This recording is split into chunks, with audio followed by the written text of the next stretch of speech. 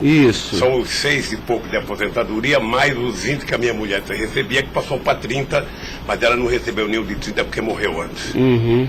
Mais ou menos, então, 26 mil, é isso? Não, pode dar 30 mil. 30 mas mil reais tem mais porque tem doação para meus filhos. Uhum. Tá, porque eu não tenho... Não, mas o senhor, pessoalmente, só quero saber isso. Eu poderia chegar a quanto? 50 mil? Tá, 50 mil reais mensais. Eu não sei, eu tô tentando chutar aqui, doutor. Tá, aproximadamente... Eu posso depois mandar por escrito, sabe, o que... Tá, é porque é importante, porque o juiz precisa fixar disso. O rendimento fixo que eu recebo todo mês é esse, são 6 e pouco da anistia e era 20, agora passou para 30. 26 mil, a empresa então. Lius que paga. Tá, 26 mil reais. Depois o advogado manda para o senhor aí Tá. o total do rendimento das doações. Tá bom. Estado civil viúvo, tá? 4, nenhum menor de idade. Tá. Grau de instrução do senhor. Grau de instrução. Um curso primário e um curso técnico. Tá. Curso primário e curso técnico.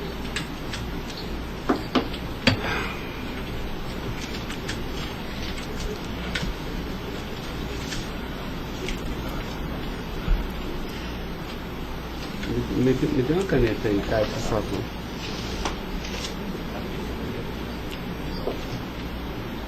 Pode gravar, Caio. Senhor Luiz Inácio, eu vou pedir então ao senhor para responder agora as perguntas no microfone, porque a partir desse momento a audiência vai ser gravada, tá?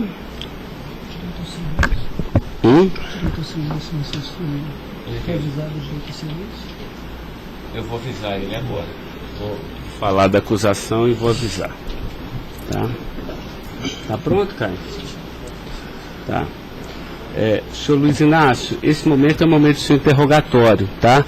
A lei lhe garante o benefício de ficar em silêncio em todas as perguntas que eu lhe fizer, as perguntas feitas pelo membro do Ministério Público, pela defesa dos denunciados, inclusive até pela sua própria defesa, tá?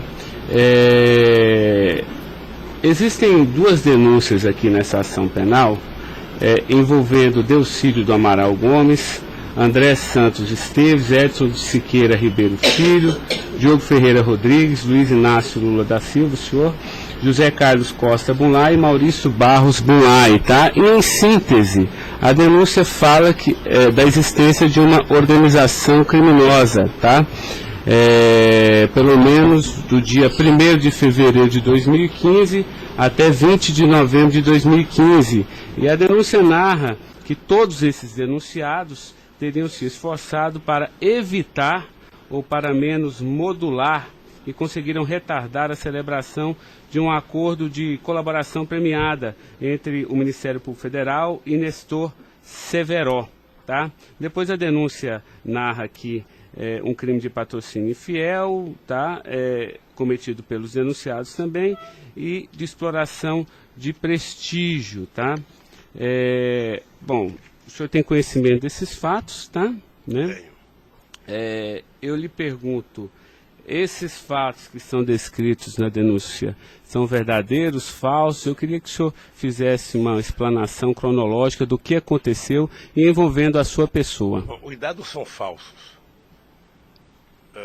Eu queria aproveitar a oportunidade, doutor Ricardo, para dizer ao senhor que eu faço política desde os 23 anos de idade. Comecei em 1968 pelo movimento sindical. Depois fizemos as greves mais importantes desse país, depois do regime militar. Depois resolvemos que o sindicato já era muito limitado para a luta democrática desse país, resolvemos criar um partido político. Participei da criação do mais importante partido político de esquerda da América Latina, partido que fez a maior política de inclusão social na história desse país, partido que fez a maior política de combate à corrupção na história desse país. Se nós analisarmos o que aconteceu de 2003 até dezembro de 2014, a gente vai perceber que o Ministério Público, a Polícia Federal, a Controladoria Geral da República nunca tiveram, e a Controladoria nunca tiveram tanto apoio e tantas mudanças legislativas para melhorar a eficácia do combate à corrupção como nós fizemos. E há mais ou menos 3 anos, doutor, eu tenho sido vítima de eu diria quase que de um massacre. Ou seja, eu acho que todos aqui têm dimensão do que é um cidadão que foi presidente da República, que foi considerado o mais importante presidente da história desse país, que saiu com 87% de aprovação de bom e ordem, que fez com que o Brasil fosse respeitado no mundo inteiro e virasse protagonista internacional. De repente é pego de surpresa por manchete de jornais, por notícias na televisão, todo dia, todo santo dia, no café da manhã, no almoço e na janta, alguém insinuando, tal empresário vai prestar uma delação e vai acusar o Lula. Tal deputado vai prestar uma delação e vai acusar o Lula. Agora vão prender fulano, agora vão pegar o Lula. Agora vão pegar fulano e vai prender o Lula. Prender o Odebrecht, vai delatar o Lula. Prender o Aoaete, vai delatar o Lula. Prender o Bunlai, vai delatar o Lula. Prender o Delfídio, vai delatar o Lula. Prender o Papa, vai delatar o Lula. Eu esperando pacientemente. Por isso eu estou muito, muito orgulhoso e prazeroso de estar aqui para poder, na frente de um juiz imparcial, contar a versão desse fato. Primeiro, me ofende profundamente a insinuação de que o PT é uma organização criminosa. Me ofende profundamente, porque é o mais importante partido criado nesse país, criado pelos trabalhadores, dirigido pelos trabalhadores, e que fez nesse país o que ninguém nunca fez. E combater a corrupção não é virtude, é uma obrigação moral e ética. E isso eu aprendi com uma mulher que nasceu e morreu analfabeta. Segundo, esse partido conseguiu fazer com que as instituições fossem fortalecidas. O Ministério Público tinha um apelido de engavetador. No meu governo, pela minha vocação sindical, eu fazia questão de fortalecer a corporação e indicar o representado pela instituição. A Polícia Federal, quantos processos eram engavetados, quantas pastas sumiram nesse país. No meu governo, a Polícia Federal tinha que fiscalizar, tinha que investigar, teve dinheiro para investimento em inteligência e os delegados sabem como é que eles foram valorizados. E eu dizia, só tem um jeito de ninguém ser pego nesse país, é ser honesto, é não fazer nada errado. Pois bem, a Controladoria Geral da República não existia. Era uma peça de ficção quando eu cheguei no governo. Eu coloquei primeiro o ministro Valdir Pires, ex-governador da Bahia, depois eu coloquei um juiz, o nosso amigo Jorge Age, que quem conhece sabe que não brinca em serviço. E ele sabe que a ordem que ele recebeu é o seguinte, olha, tem que controlar e tem que fazer com que as pessoas saibam que honestidade não é mérito, é obrigação. Pois bem, e agora eu estou nessa... Você sabe o que é levantar todo dia, sabe, achando que a imprensa está na porta de casa porque eu vou ser preso? Porque não sei quem delatou Lula vai ser preso, porque não sei quem delatou Lula vai ser preso. E eu tenho dito, eu duvido, antes, durante e depois, os que estão presos e os que vão ser presos, que tenha um empresário ou um político que tenha coragem de dizer que um dia me deu R$10, ou que tenha coragem de dizer que um dia o Lula pediu 5 centavos para ele. Eu não faço isso porque sou melhor do que os outros, não. Eu faço isso porque quem chegou à presidência da República como eu cheguei, depois de perder 3 eleições, não tinha o direito de errar. Fiquei 8 anos no meu mandato, doutor, 8 anos, sem ir num jantar, sem ir num aniversário, sem ir num casamento, exatamente para não dar pretexto de aparecer aqueles que vão tomar uma champanhe e vêm pedir um favor. E vem tirar fotografia com o celular para depois explorar essa fotografia. Eu fico orgulhoso de estar prestando depoimento e chateado por uma ilação feita nesse processo contra mim pelo senador Delfídio. Portanto, eu queria lhe dizer que eu estou aqui para responder toda e qualquer pergunta. Se tem um brasileiro nesse momento que quer a verdade e deseja a verdade nesse país, sou eu. Portanto, estou à inteira disposição para responder tudo e a todos do jeito que vocês perguntarem.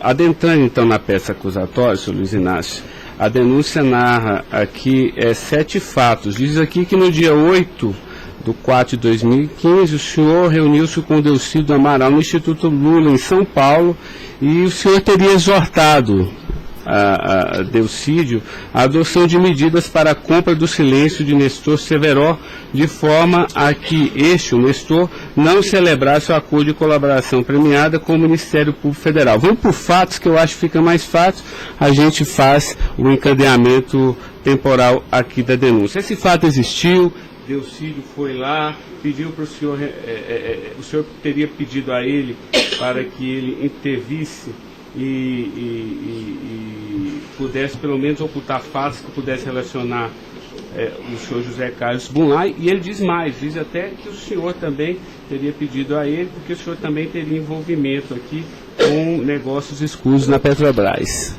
Doutor, só tem um brasileiro que poderia ter medo de um depoimento do Severo, pela relação que tinha com ele, que é o Delcídio. Eu não tinha relação com o Severo. Portanto, eu não tive nenhuma preocupação com o depoimento de nenhum empresário, de nenhum diretor da Petrobras, porque não tem essa relação com eles. Portanto, o Delcídio contou uma inverdade nesse processo.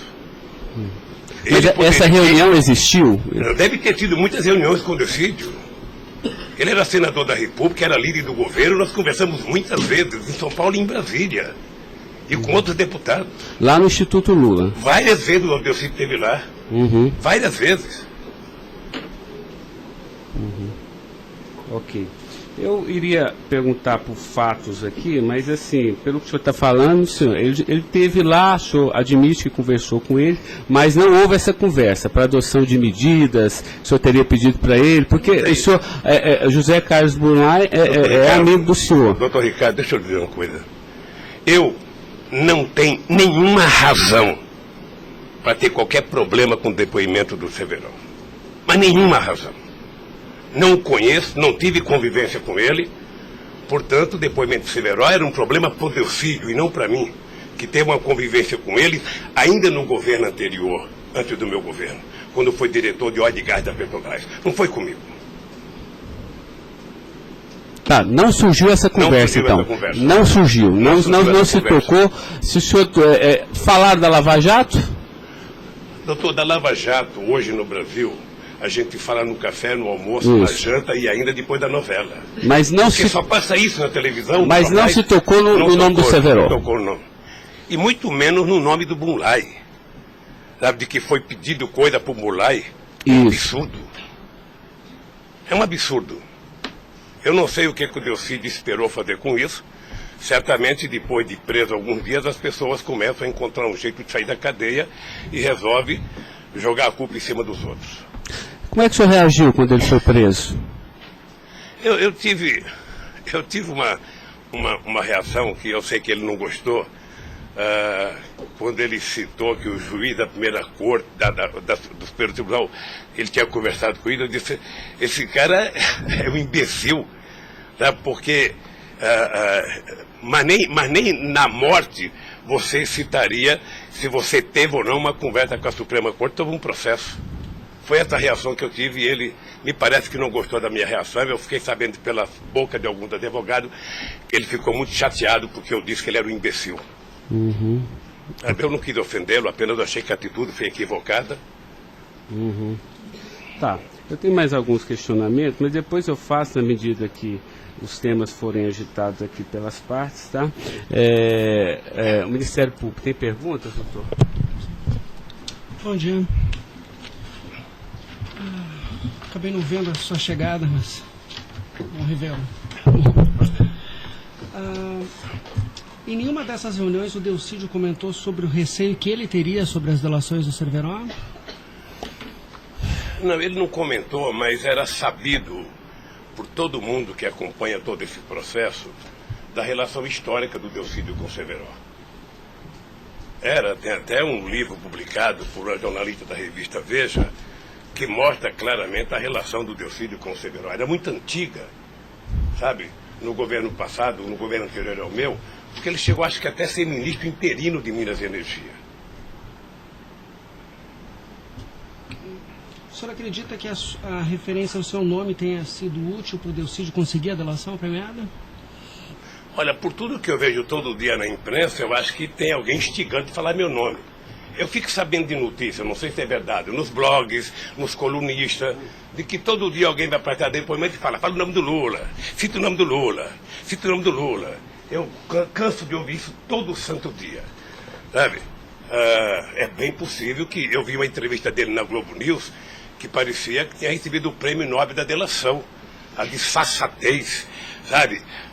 Como ele estava se desenvolvendo, eu fui no Roda Viva. Ou seja, depois que fazem a bobagem que fez, se é que fez, ele teria que jogar nas costas de alguém. Primeiro, sabe, a minha relação com o Delcídio era uma relação institucional. E ele sabe disso. Voltando um pouco, o senhor poderia explicar a sua relação com o Bunlai? Veja, eu conheci o Bunlai na campanha de 2000. O PT governava o estado do Mato Grosso do Sul. E eu precisava fazer uma gravação para um programa de televisão da campanha para falar com o setor do agronegócio. E aí o governador do PT disse que tinha um amigo lá e me levou na fazenda dele, me parece que em Miranda. E eu fui nessa fazenda, uma boa fazenda. Até depois eu fui pescar nessa fazenda, fiquei 4 dias no Rio Miranda, não peguei nenhum peixe. Mas gravei um programa, foi um programa de sucesso. Depois eu ganhei as eleições e depois estabeleci uma relação com o Zé Carlos Bunlai. Qual é o conhecimento ou participação que o senhor teve na questão do empréstimo do Banco Chain ao PT que teria sido feito com a intermediação do Bunlai? Eu não, já disse isso, eu não tenho nenhum... Fiquei sabendo de que o Bunlai tinha feito o empréstimo pela imprensa. O senhor teve conhecimento de que para quitar esse empréstimo, houve a contratação pela Petrobras, da empresa Chain Engenharia, na questão Fiquei da sabendo também pela imprensa, e me parece que numa pergunta que o Ministério Público já me fez. Após esses fatos, sobre a saída do Cerveró do posto da diretoria da Petrobras, há uma informação na denúncia relativa a divisões de indicações por partido de diretorias na Petrobras.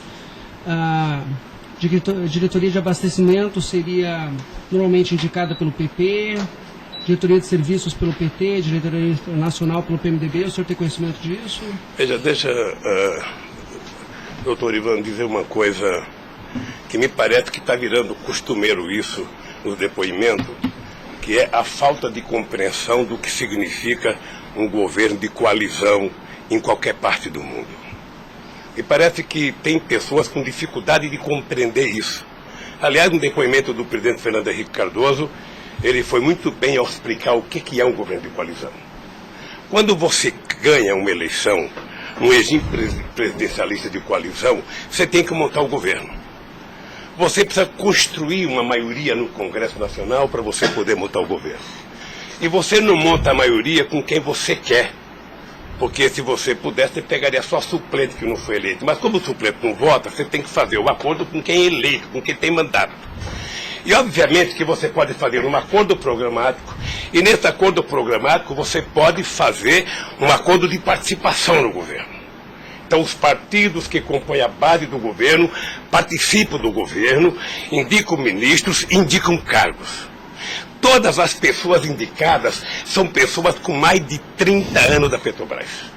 Eu já disse no depoimento, sabe, que vocês vão ter que ouvir muita gente, o Conselho Fiscal da Petrobras, o Conselho de Administração da Petrobras, sabe, para saber se havia denúncia de corrupção, porque quando nós indicamos as pessoas e quando os partidos indicam, ou seja, se aparecer alguma denúncia de corrupção e aparecer no GSI, essa pessoa não é indicada. Porque qual é o critério? O partido tem um ministro, o partido tem uma bancada. Essa bancada conversa com o ministro. Se indicar um nome qualquer, esse nome vai para a Casa Civil, da Casa Civil passa para o GSI, que é o Gabinete Institucional, faz um levantamento, eu não sei aonde, sabe? E se não tiver nenhuma denúncia, essa pessoa é mandada para o Conselho de Administração e o Conselho de Administração indica. Não é o presidente da República que indica, é o Conselho de Administração. É assim que funciona em qualquer lugar do mundo. Ex-presidente, mas só uma questão relativa a isso. Existe um vídeo no YouTube em que o senhor está inaugurando uma plataforma que o senhor realmente fala que no seu governo a Petrobras se tornou mais transparente e que o senhor participava mais das decisões da Petrobras. É de uma plataforma em Angra dos Reis, isso foi em 2010. Então, deixa, doutor. Aí eu estou lhe perguntando para o senhor explicar. O senhor se lembra desse discurso? Eu sei que é muita coisa, mas eu estou até com vídeo aqui e eu queria lhe perguntar isso. Senão a gente pode até passar. É que a imprensa dizia que eu vivia fazendo assembleia. Eu fui o presidente que certamente mais visitei a Petrobras. Eu fui o presidente que decidi no governo e com a Petrobras de que era importante que a gente recuperasse o poder de construção de plataforma da Petrobras para a gente não importar da Coreia ou da China, que era preciso criar uma indústria petrolífera forte no Brasil. Por isso é que nós aprovamos a Lei de Conteúdo Nacional.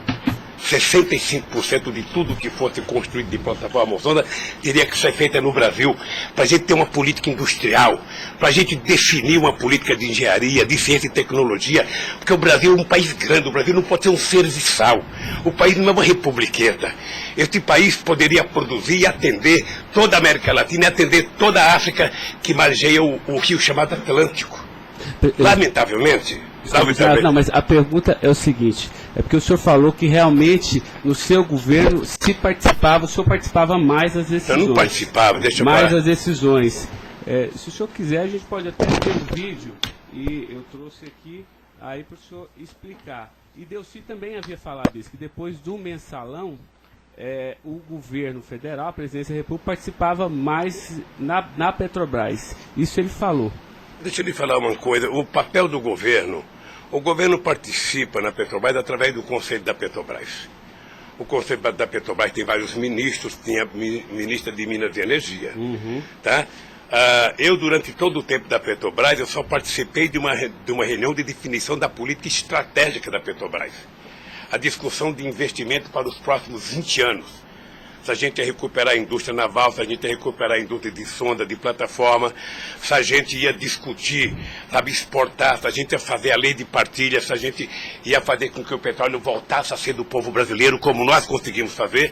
Nessas decisões estratégicas eu participei de uma reunião. Tá, mas de cargo então não. De cargo não. Porque tem o Fernando Soares que fala que o senhor realmente definia também essas questões. Não definia cargo. Quando havia briga no PMDB, ou quem decidia, se não se decidir, era o senhor que realmente... Deixa eu lhe dizer uma coisa para o senhor. O presidente não indica cargo na Petrobras, o presidente recomenda ao Conselho da Petrobras a indicação de tal pessoa indicada por tal partido político a partir da capacidade técnica das pessoas. É assim que funcionava no governo anterior, é assim que funcionava certamente no governo militar, é assim que deve funcionar hoje. É assim que deve funcionar hoje. Porque a Petrobras é uma empresa de engenharia muito poderosa e você não pode ficar colocando gente que não tem expertise para fazer determinadas coisas. Tá. Mas a expressão foi essa aqui, eu anotei. A gente sabe o que acontece lá dentro. O que o senhor quer rever o discurso? Eu não preciso rever, não. Tá. Assim, porque isso me chamou a atenção. A gente sabe, quer dizer, antigamente era uma caixa preta, foi esse o contexto. E agora a gente sabe o que acontece lá dentro. Quais foram os mecanismos que o senhor tomou, então, para que a Petrobras realmente ficasse mais transparente? A fazer com que o Conselho acompanhasse mais as decisões. Porque como a Petrobras é muito grande, entre uma decisão do Conselho da Petrobras, uma aprovação da diretoria e os acontecimentos nas engenharias da Petrobras, são milhares de pessoas que participam daquilo. É por isso que um dia um presidente chegou a falar que ele é uma caixa preta que ninguém sabe. Então vamos tentar saber, sabe? Fazendo com que as coisas funcionem mais democraticamente. Por exemplo, quando nós descobrimos o pré-sal, nós tivemos uma decisão estratégica do que fazer com o petróleo. O petróleo não é das empresas estrangeiras que vêm aqui comprar gás e óleo, não. O petróleo é nosso. Então eles vão ter que pagar para o governo. É por isso que nós aprovamos 75% do ROT para a educação. É por isso que nós aprovamos a partilha, que é o que incomodou muita gente no mundo, o que incomodou as grandes petroleiras. É esse país que tinha complexo de vira-lata, virar dono do seu nariz. Okay. Eu sei que isso incomodou muita gente. Incomodou muita gente no mundo inteiro. Sabe, e agora estão tentando desmontar. Porque um país que não se respeita, um país que não tem soberania, um país que não tem empresas de porte extraordinário como a Petrobras e vende tudo, sabe, sinceramente, não é um país. Ok. Doutor Ivan, só porque o senhor tocou no tema, eu quis aproveitar, tá? Mas pode continuar, pode prosseguir. A pergunta é relativa à diretoria internacional, que ela foi ocupada pelo Cerveró e depois pelo Zelada. Ambos foram indicações do PMDB ou o Cerveró foi indicação do PT e o Zelada... Não, eu já tive a oportunidade de dizer isso. Isso foi indicação do PMDB. Ambos? Não sei se de todo o PMDB ou da bancada do PMDB de Minas Gerais, que foi indicado o Zelada para diretor internacional da Petrobras. O critério é o mesmo. O Zelada foi indicado, passa na Casa Civil, passa no GSI e é mandado ao Conselho da Petrobras, que decide. Não, perfeito. Mas e o Cerveró? Ele tinha sido indicado anteriormente pelo PT ou pelo PMDB? Pelo PMDB pelo também. PMDB. Eu acho, eu falo quase com certeza absoluta pelo PMDB. É o que diz a... Eu falo quase que com certeza absoluta. A pergunta é o seguinte, com a troca pelo Zelada, a saída do Cerveró desse posto de diretoria, ele acabou sendo indicado para a BR Distribuidora. No próprio depoimento do Cerveró, ele afirma que isso teria sido como um reconhecimento pelo papel que ele prestou no auxílio da contratação da Chain pela Petrobras, na questão do navio sonda. Me parece que ele não diz isso exatamente. Me parece que ele utiliza a palavra acha que foi isso. É diferente de dizer que ele disse. Ou seja, ele acha que foi isso. Deixa eu lhe falar uma coisa. Eu não conheço o Cerveró. Conheço agora que ele ficou famoso. Tá? Quando eu vi o Cerveró, eu vi a en passant em reuniões coletivas. Portanto, eu não tinha nenhum interesse de tirá-lo e nenhum interesse de colocá-lo. Nenhum interesse. Para mim, se uma força política que compunha o governo indicasse ele ou outra pessoa e tecnicamente ele fosse reconhecido pelo conselho da empresa que o indicou, para mim estava perfeito. E veja, durante todo esse período não houve uma única denúncia contra nenhum deles. A denúncia começou a acontecer porque o juiz Moro começou a fazer escuta durante 8 anos num bandido chamado Rousseff, e aí então, em 8 anos dá para pegar alguma coisa. Pegou esse negócio. O senhor tem conhecimento de quem teria feito a indicação do nome do Cerveró para a BR Distribuidora? Se foi algum partido? Eu não sei se foi um partido ou se foi através do Zé Eduardo Dutra, que devia ter relação com o Cerveró, porque ele tinha sido presidente da Petrobras. Ele deixou de ser presidente da Petrobras e foi ser presidente da BR. E ele pode ter chamado o Cerveró, ou o mesmo partido que tinha indicado o Cerveró e depois tirou o Cerveró pode ter pedido para ele ir para lá. Eu suponho que seja isso. Ok. O senhor conversava com certa frequência com o Bulay por telefone, dentro dessa relação de amizade? Não era meu amigo. Conversava com ele. Com que frequência o senhor... Não sei, querido.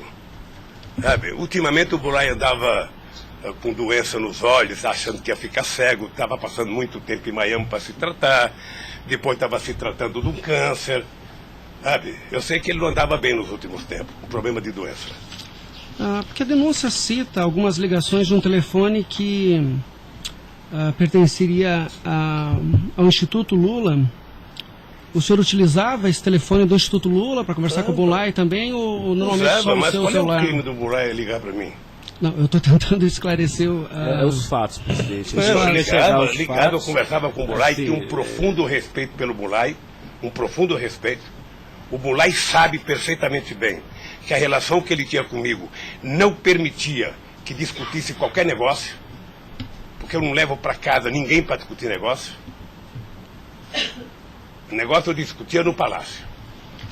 Mas o senhor sabe se ele utilizava o nome do senhor? Porque o Salim Chain e o Fernando Chain confirmam que José Carlos Mulay disse que Luiz Inácio Lula da Silva interveio na contratação da Chain pela Petrobras. Está descrito na peça do Ministério Público. Doutor, se o senhor soubesse quanta gente usa o meu nome em vão, de vez em quando eu fico pensando para as pessoas lerem a Bíblia, para não usar tanto meu nome. Não. Tem gente que faz campanha financeira em meu nome, tem gente que é candidato em meu nome, tem gente que faz panfleto dizendo que eu estou apoiando, tem gente que coloca a fotografia minha dizendo que eu estou apoiando ele, sabe? Não tem como fazer isso. Se alguém falou, sabe? Se alguém falou, somente o Zé Carlos Bunlai pode provar isso, ou o Chaim na frente dele.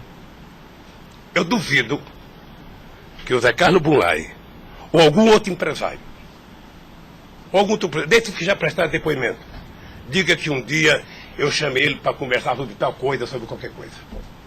Sabe por quê, doutor? Porque eu tinha noção de que o único jeito de eu governar esse país dignamente era não permitir qualquer promiscuidade na minha relação com os agentes empresariais ou os agentes políticos.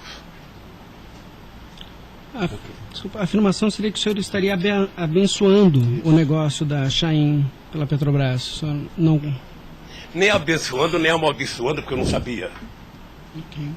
Sem mais perguntas, excelência. A defesa, então, a sua defesa vai ser a última a perguntar. A sua defesa de Delcídio Amaral.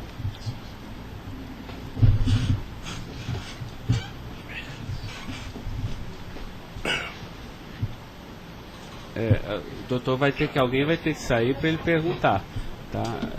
Da mesa para que...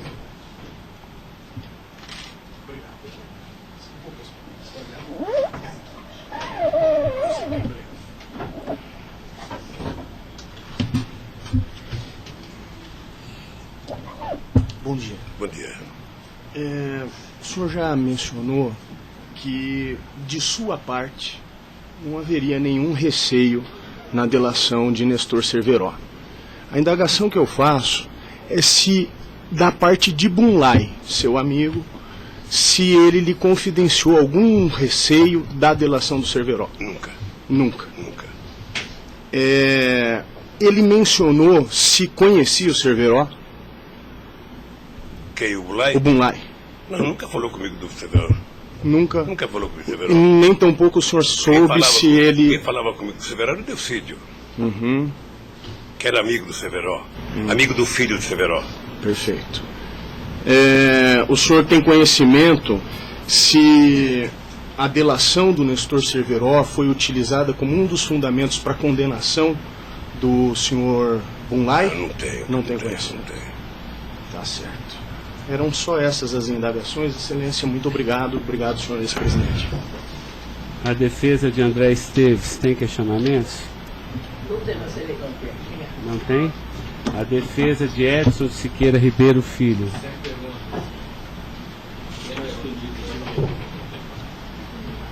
A defesa de Diogo Ferreira Rodrigues. A defesa de José Carlos Bunlai. Tem algumas perguntas. Pode fazer isso. Bom dia, presidente. Presidente, o senhor disse que a sua relação com o senador Delcídio era institucional. Mas o senhor sabe qual era a relação do senador Delcídio com o José Carlos Bunlai? Eles tinham alguma amizade? Eles tinham alguma proximidade? Veja, a impressão que eu tenho era que era muito pequena a relação dos dois. E parece que o José Carlos Bunlai não tinha muita relação com o Delcídio. E com a sua mulher, dona Marisa, qual era a relação do José Carlos Bunlai? Eles tinham amizade? A mesma que comigo. O aniversário da sua ex-mulher? Quando ela fazia aniversário? Ele ia no aniversário da minha mulher. Mas o dia do aniversário dela? Dia 7 de abril. O senhor sabe se ele fez alguma ligação para ela no aniversário dela? A ligação do dia 7, eu já fiquei sabendo da ligação do dia 7. Bem. É o mínimo que eu esperava dele, é que ele ligasse para ela para dar os parabéns. É só isso, obrigada. Tem alguma pergunta? Tá. A defesa de Maurício Bunlai. Sem questionamentos. A defesa de Luiz Inácio Lula da Silva. Sem perguntas, excelência. Tá, só mais uma questão, Luiz Inácio. A denúncia sempre fala do Instituto Lula. Eu queria que o senhor falasse um pouquinho a finalidade do Instituto Lula. Eu tirei pelo site a missão, me parece que o senhor desenvolve projetos na África também, né, com finalidade de erradicação da extrema pobreza, da fome, acesso à educação, promoção da igualdade, mas também é um local que o senhor também chama as pessoas para discutir política. Delcídio falou que o senhor o convidou para ir lá quando era líder do governo. Explique para mim o Instituto Doutor Lula. Ricardo, eu não sei se você sabe, a Receita Federal fez uma devassa no Instituto para saber se ele está cumprindo com a sua obrigação institucional. Veja, eu quando deixei a presidência da República, eu falo isso apenas com o objetivo de explicar. Muita gente pode achar que eu sou arrogante, eu sou petulante. O doutor Ivan, no primeiro depoimento, eu disse isso para ele. Mas ou seja, isso é crime, viu? quando eu deixei a presidência da República, por conta do povo brasileiro, eu tinha sido presidente, quase que o presidente mais importante do mundo nos 10 primeiros anos do século XXI. Este país virou protagonista internacional. Este país passou a participar do G8, coisa que nunca participava. Este país ajudou a construir o G20. Este país participava do BRICS com muita importância. Esse país participava do IBAS entre Brasil, África do Sul e Índia. Esse Brasil criou a Unasul, criou a CELAC, onde pela primeira vez a gente fazia uma reunião da América Latina sem participação dos Estados americanos. Esse país não deixou a ALCA entrar aqui. Esse país consultou o Conselho Nacional de Defesa para se contrapor à 4ª Frota Americana, depois que nós conseguimos o pré-sal, que eles reinauguraram a 4ª Frota. Nós criamos o Conselho de Defesa. Então, nós fizemos a maior política de inclusão social da história desse país. 36 milhões de pessoas saíram da extrema pobreza e 40 milhões ascenderam à classe média. Isso é uma Argentina, isso é uma Colômbia. A bancarização do povo pobre foi com 70 milhões de pessoas entraram no sistema financeiro. É uma Colômbia e uma Argentina junto. Tudo isso em 12 anos. Olha, eu saí da presidência e eu queria fazer com que a América Latina e a África adotassem as políticas públicas que nós adotamos no Brasil. O programa Luz para Todos, o programa PA, que era a compra de alimento para o pequeno produtor, o Minha Casa Minha Vida, o Bolsa Família, o aumento do salário mínimo. Durante 12 anos, todos os funcionários públicos tiveram aumento nesse país. Houve reajuste de carreira, houve aumento do salário mínimo, aumentamos as exportações, aumentamos o mercado interno, numa demonstração de que o pobre não era problema, o pobre era a solução. Eu gostava de ir para a África para dizer para os presidentes. Uma vez até fiquei com medo de Angola, porque eu, depois da minha palestra, eu me dei conta da quantidade de general que tinha lá dentro. E eu falei o seguinte: é preciso diminuir o dinheiro das Forças Armadas e colocar dinheiro para os pobres. Porque o pobre não entra no orçamento. O Poder Judiciário entra, quer ter poder de pressão. Os sindicatos organizados entram. Sabe? Todo mundo entra, o pobre não entra. O pobre está lá desgraçado, abandonado, ninguém olha por ele. Agora, coloque ele no orçamento. Deixe ele começar a ir no shopping. Deixe ele começar a comprar carne, comprar iogurte, comprar meia, comprar sapato. Nesse país ficava incomodado porque pobre comprava dentadura com o dinheiro que a gente dava do Bolsa Família. E eu queria ensinar isso, eu queria ensinar as pessoas a compreenderem que o pobre no Brasil e no mundo seria a solução se a gente desse a ele o mínimo necessário. Foi por isso que eu não quis criar uma ONG. Criei um instituto para poder viajar o mundo tentando mostrar o exemplo do que esse país fez em tão pouco tempo. Mas o que Delcídio, porque ele disse aqui que algumas vezes o senhor chamou ele lá. Em que ele se encaixa aí? É que eu não sabia, doutor. Porque sabia, assim, realmente eu entendi, a política está de acordo com o estatuto aqui do Instituto Lula, mas assim, por que o senhor chamou ele lá? Ele falou assim, muitas vezes o presidente Lula, e de vez em quando eu ia como cortesia também. Deixa eu lhe falar, ele foi muitas vezes conversar comigo, ele era líder do governo. Como outros senadores foram conversar comigo. Cada vez que o Delcídio ia no hospital sírio-libanês fazer um check-up ou uma consulta, ele falava: presidente, eu estou aqui no Sírio, eu posso passar aí? Passa, meu filho. Mas o senhor não tratava dessas questões do Instituto? Discutia desde Flamengo a Vasco da Gama, Corinthians, Palmeiras, porque quando duas pessoas se encontram, conversa-se tudo. Mas não era política institucional do Instituto, isso que eu estou perguntando. Não era política institucional do Instituto, é que eu talvez tenha cometido erro, sabe, que eu deveria ter alugado uma sede do lado. E quando eu discuti esse instituto, ficava numa cadeira, quando eu discutia outra coisa, pulava para outra cadeira. Eu achei desnecessário. Eu achei que a civilização não exigiria essa burocracia toda, porque tem uma coisa de burocracia. Eu sou o mesmo ser humano, eu sou presidente de honra do PT, eu sou ex-presidente da República, eu era presidente de honra do Instituto. Eu não decidi as coisas pelo Instituto. O Instituto é uma diretoria. Eu apenas estava lá, eu era a figurinha carimbada do Instituto. Era para ele fazer merchandising. Aqui o Lula. Vai conversar com o Bill Clinton, fala com o Lula. Vai conversar com o Tony Blair, fala com o Lula. Vai conversar com o Chirac, fala com o Lula. Vai conversar com o Angela Merkel, fala com o Lula. Sabe, eu tive o prazer, doutor Cláudio, de ser o ex-presidente da República, que em todas as viagens do mundo que eu fiz, depois de deixar a presidência, era recebido pelos presidentes. Esse era o status quo do Brasil. Hoje nós estamos numa situação em que o presidente não tem coragem na Bolívia.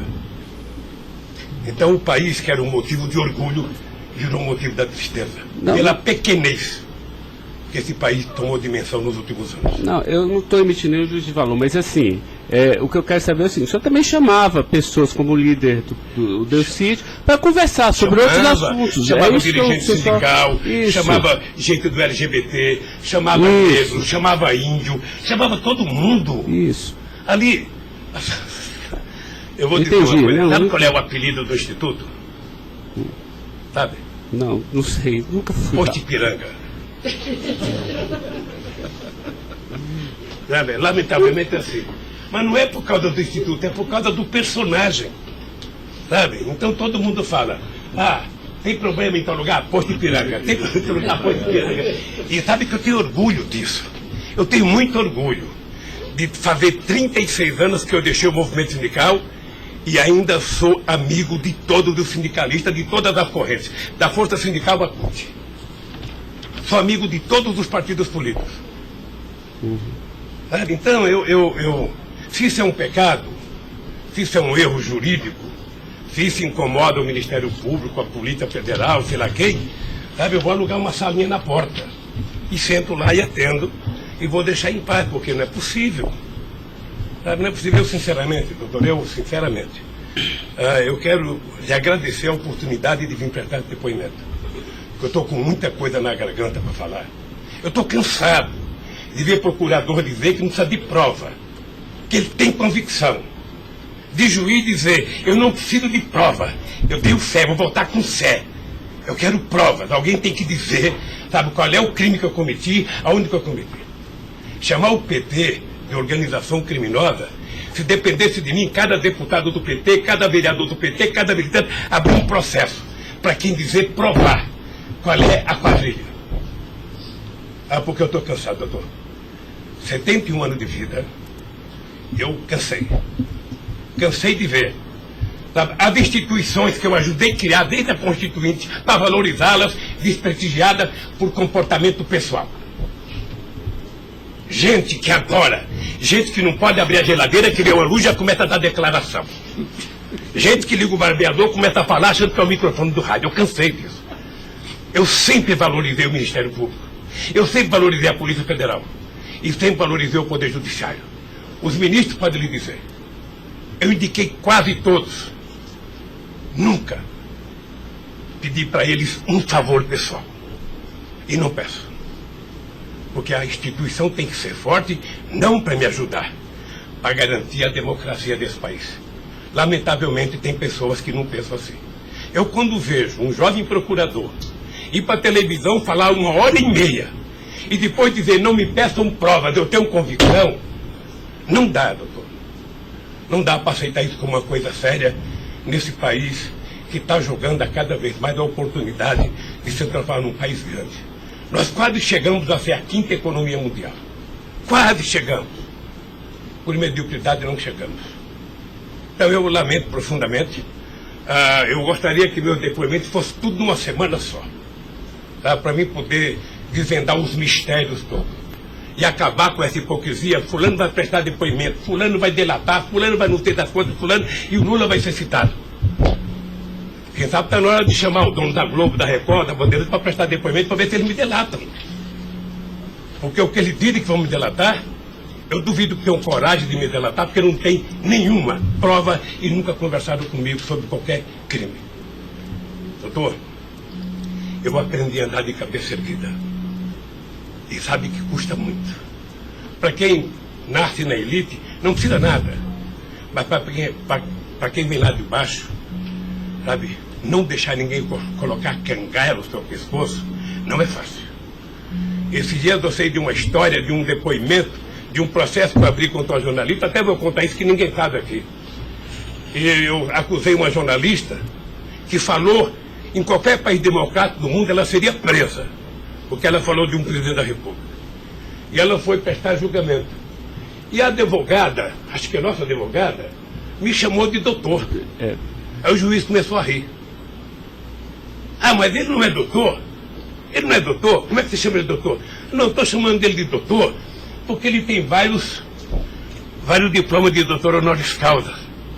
O juiz deu uma gargalhada e pouco tempo depois inocentou a jornalista. Eu vou recorrer até a Suprema Corte.